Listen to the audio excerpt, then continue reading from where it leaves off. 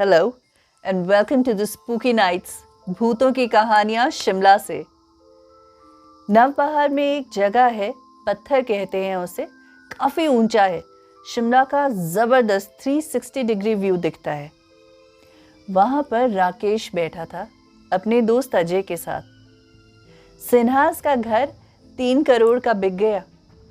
भूत बंगला कहते थे उसे, लेकिन मॉडर्नाइजेशन हो गई है ना, विचार बदल गए हैं लोगों के। अब वो डर नहीं रहा, या कह सकते हैं कि घर ज़मीनें इतनी कम हो गई है कि इन सारी बातों में कोई पड़ता नहीं है। अब यही बातें कर रहे थे दोनों दोस्त बैठकर। सिन्हास के घर को देखें तो वो जिस तरह एक आम घर होता है, कुछ खास तो नहीं था उसमें, लेकिन फिर भी पता नहीं क्यों उसे देखकर जिस तरह ठंडे पसीने आने लगते हैं, एक अजीब सी सरसराहट महसूस होती थी, भयानक वाली। Welcome to Himachal wire. Subscribe to this channel for wonderful ghost stories. Shimla की कहानियाँ, हिमाचल की कहानियाँ सब मिलेंगी आपको यहाँ पे। कहानी में आगे चलते हैं। राकेश ने अजय से पूछा, 10 साल पहले की बात होगी। अजय ने कहा, 10 साल पहले नहीं यार, 1998 की बात है। हम सेकेंड ईयर में होते थे। 5 दोस्त 1998 में, राकेश, अजय, विपुल, चीनू और हुतांश। इन लोगों ने डिसाइड किया कि हम लोग ट्रैक करेंगे जुनगा तक। ट्रैकिंग तो अब भी बहुत होती है, उस वक्त भी इन लोगों का मन किया कि चले करें। 30 किलोमीटर था जुनगा शिमला से, डाउन हिल। शिमला ऊपर है, जुनगा थोड़ा नीचे है। तो सब कुछ ले लिया इन्होंने, अच्छे से तैयारी कर ली। Cooker, plate, stove, biscuit, snacks जो खाने थे उस वक्त, है ना, टेंट्स ले लिए। 4 दिन का ट्रैक था ये। गए जुनगा, अच्छे से पहुंच गए, एंजॉय किया।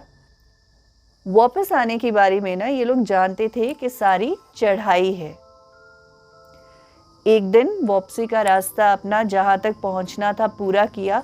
बहुत ही थक गए थे, तो मैगी बनाई फटाफट, सूप बनाया, ब्रेड गरम की बटर के साथ अच्छे से क्रिस्पी, वो खाई और टेंट्स लगाने की हिम्मत नहीं की। हम तो बहुत थक गए हैं, सो जाते हैं खुले आसमान के नीचे, बस वही कर लिया। सुबह जब उठे तो सभी को बॉडी एक्स, सभी को बुखार। एक राकेश था जो थोड़ा बेटर था, तो उसने ब्रेकफास्ट बनाया, सबने खाया और चल पड़े वापस। इसमें से विपुल से चला नहीं जा रहा था। वो थोड़ा सा ऑन द हेवियर साइड भी था, मोटा था। मोटा कहना ठीक नहीं है, बॉडी शेमिंग कहते हैं उसे। ये मोटा, पतला, काला, गोरा कुछ होता नहीं है। कहानी में कैरेक्टर ऐसा है, तो मैं आपको ये कह रही हूँ कि चढ़ाई चढ़नी मुश्किल हो रही थी विपुल को। खुद को खींच भी नहीं पा रहा था वो। थोड़ा सा चलता फिर थक जाता। उसका रक्सैक बाकी 4 लोग बारी बारी ले रहे थे, चलना तो खुद ही पड़ता उसे। एक जगह पे रुके, शाम के स्नैक्स लिए। अब इन्होंने रास्ता बदल दिया था, एक शॉर्टकट ले लिया था जिसकी बिल्कुल सीधी चढ़ाई थी। विपुल ने कहा कि मुझे लगता है मैं घर नहीं पहुंच पाऊंगा। इतना हताश हो गया था वो। सबने कहा, कैसी बातें कर रहा है यार, थोड़ा सा तो रह गया, 4 घंटे में घर पहुंच जाएंगे, चल जल्दी कर। उसे बहुत गुस्सा चढ़ा। पहले तो ये बताओ, ये रास्ता बदलने का डिसीजन किसका है? इतनी सीधी चढ़ाई, ऊपर से अंधेरा भी हो रहा है। उससे नहीं हो पा रहा था, उसे पता था ये। सबके कहने पर धीरे धीरे चलते रहे। चढ़ाई में रात के अंधेरे में 2 लोग को तो थोड़ी चोट भी लग गई थी।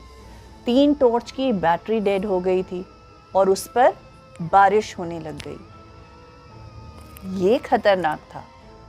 एक घर की परछाई नजर आई कुछ दूरी पे। बस 45 मिनट्स दूर रह गई थी सिविलाइजेशन शिमला, लेकिन ये घर किसी ने देखा ही नहीं था।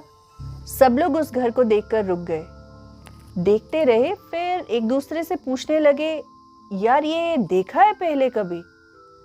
तो बीच में से एक ने कहा कि हाँ, ये भूत बंगला है। आगे किसी ने कुछ नहीं पूछा। फिर राकेश ने कहा कि चलो अंदर चलते हैं, बारिश हो रही है, भीग गए हैं, हाथ पांव सुन्न होने लगे हैं। यहीं अंदर जाकर बच सकते हैं।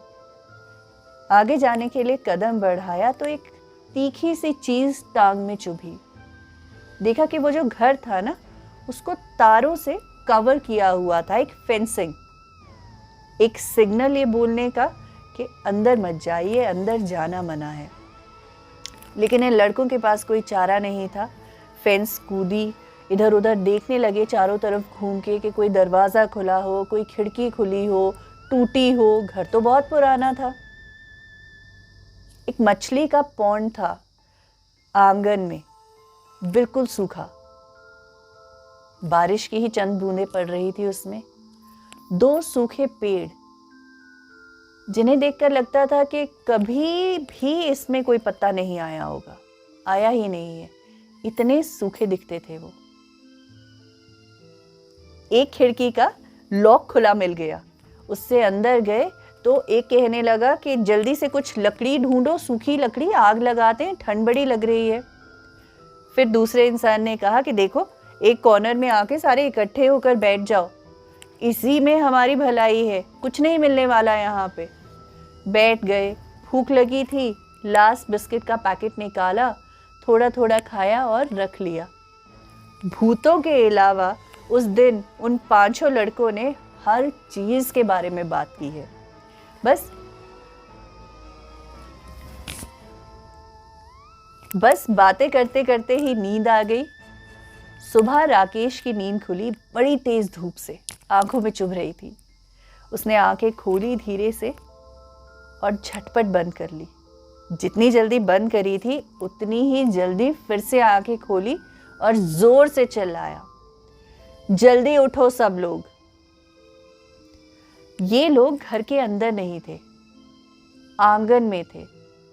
रक्सैक्स जिनके ऊपर पिलो बनाकर रात को सोए थे, उसमें से सारा सामान बिखरा हुआ था आंगन में। बिस्किट का जो पैकेट था वो खाली होकर लहरा रहा था एक रक्सैक के पास में। सब आंगन में पड़े थे।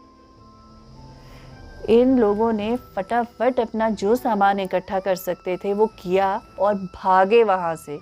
शिमला पहुंचकर ही सांस ली। फिर किसी से पूछा उस घर के बारे में, तो बताया कि 1947 में सिन्हाज ने ये घर एक मुस्लिम फैमिली से खरीदा था। सिन्हाज की एक बेटी थी जो बहुत ही धार्मिक थी, पूजा पाठ, नियमित पूजा पाठ किया करती थी, मंत्रोच्चारण किया करती थी। और इस घर में एक पीर की मुज़ार थी जिनसे लिया था घर उस वक्त की।